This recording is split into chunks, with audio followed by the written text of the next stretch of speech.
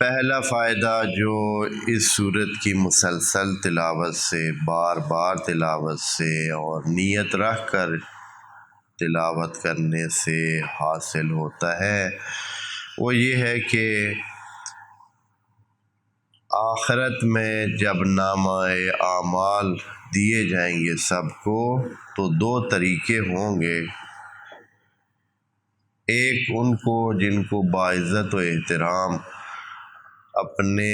داہنے ہاتھوں میں نامہ اعمال تھمایا جائے گا، دیا جائے گا، احترام کے ساتھ سامنے سے ان کو دیا جائے گا اور وہ پڑھیں گے اور خوش ہو جائیں گے۔ دوسرا طریقہ جو ہے نامہ اعمال دینے کا وہ یہ ہوگا کہ ایسے جیسے سر نیچے جھکا کے مجرم کھڑے ہوتے ہیں نا، تو ان کو فائل جو ہے ان کی پشت پہ ماری جاتی ہے، ہاں بھائی لے لے، ہاں اپنے کاغذ پکڑ لے۔ اس کو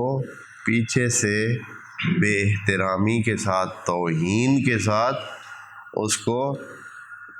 بولا جاتا ہے کہ ہاں بھائی تو بھی اپنا نامہ اعمال لے لے۔ تو اگر کوئی سورہ انشقاق کو مسلسل تلاوت کرتا رہے گا اپنی اس میں تو نامہ اعمال اس کو اپنے داہنے ہاتھ میں دیا جائے گا اور اس کو اس توہین آمیز رویے سے بچایا جائے گا۔ یہ پہلا فائدہ ہے جو کہ آخرت میں